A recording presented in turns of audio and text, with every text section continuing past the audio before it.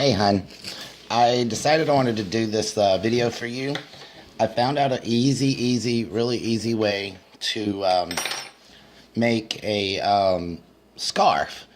You just make your little slip knot. I'll do this really slow. You make your slip knot, right? Depending on how wide you want it, that's how many chains that you're going to make. 1, 2, 3, 4, 5, 6,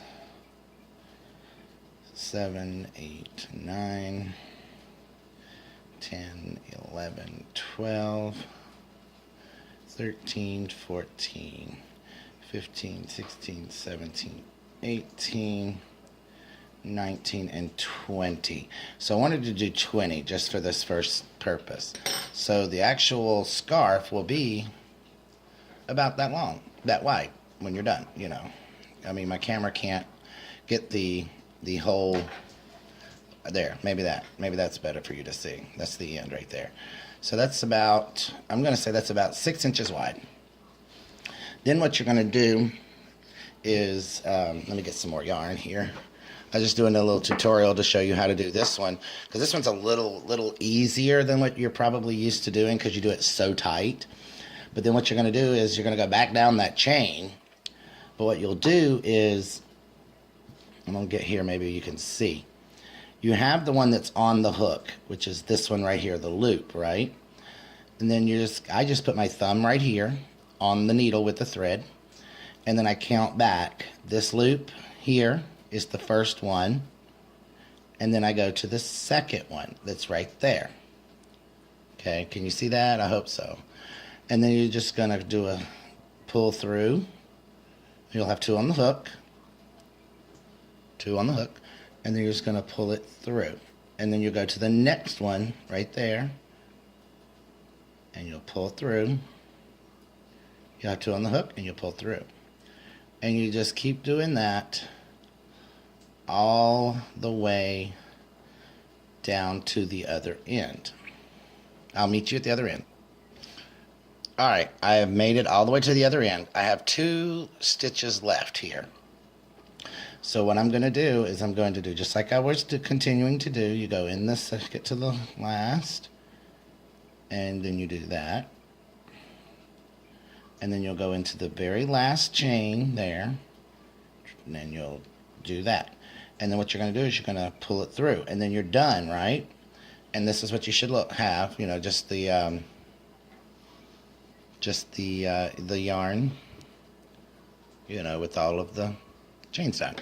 Then what you'll do is you'll take and you'll chain up the one, you'll pull a loop through there, and then you're going to turn the work around so that it's facing the other direction. Now, this is the part that I'm telling you that I think is easy. Normally, what you would probably do is you would wrap it over your hook and you would just go through and do that. But that's not what I want you to do. What I want you to do is I want you to take the thread like this and stand it up in your hand. Like this or whatever, okay? And if you'll notice, let me stop right here. If you notice, when you're looking at the very top of the chains, you'll notice you have the two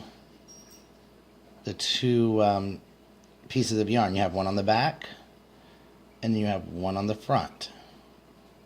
So you have 2 pieces of yarn, one in the back, one in the front.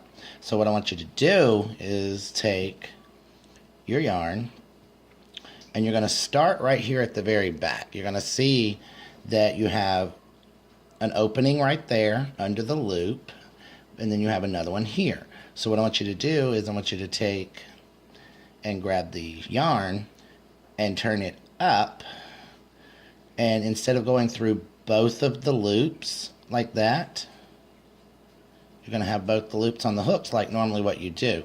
Instead of doing that, I want you to just go over the top of the first one and into that back one so that you have just one, and then pull your yarn through there, and then you're going to do that and then pull a loop through.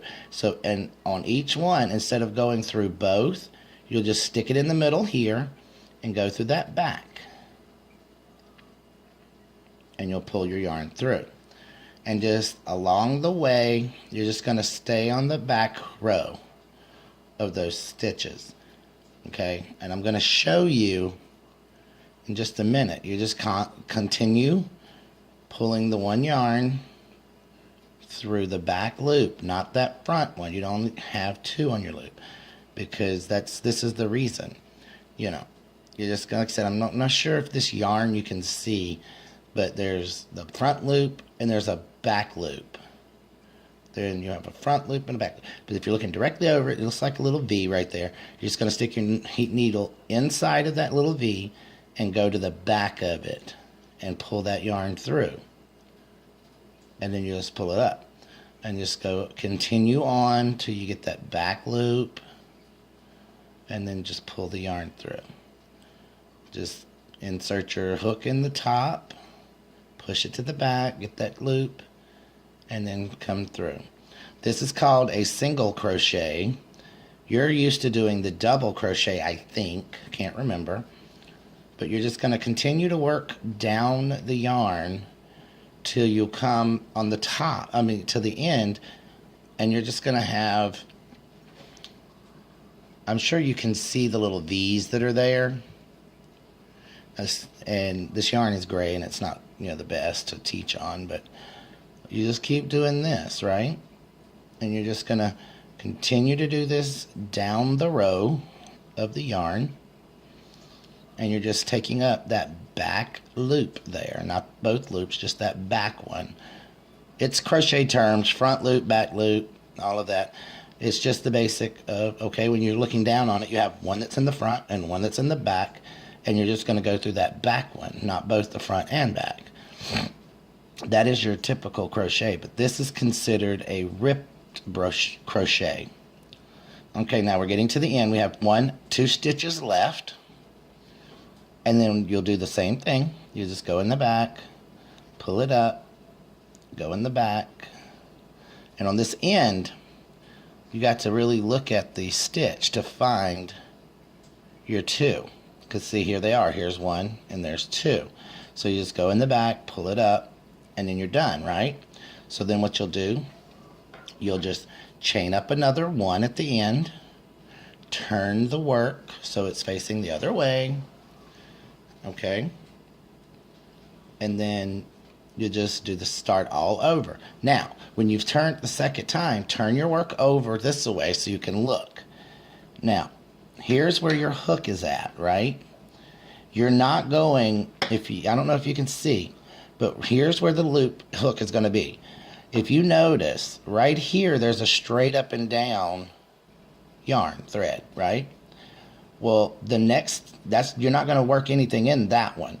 You're going to go to this next one that is this direction right here. It's going left to right, not the up and down one. So when you're in the hook, in the hoop or the loop, you'll turn it up so that you can see the back side. I turn it this way so I can see, because it's harder for me to look at the other way.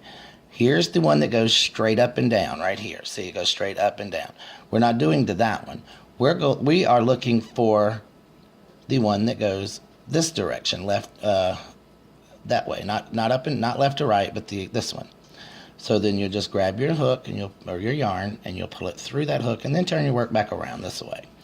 And then as you go back down, you're going to just keep continuing to repeat this process over and over, where you have a front and a back.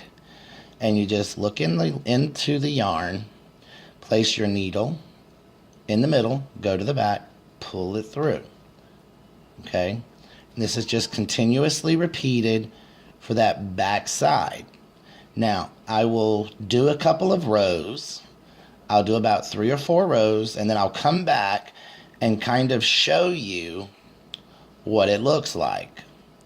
I just thought that this style of crochet is a lot faster to do, and it would make you feel more accomplished that, oh, okay, hey, I did make this scarf. It didn't take me long, and it's a small, easy, really quick, simple stitch of crochet, and that way, it may, it'll help you see, that you're doing really well. You're not going to have to you know, waste a lot of time on it. Like, you can watch YouTube videos while you're doing this.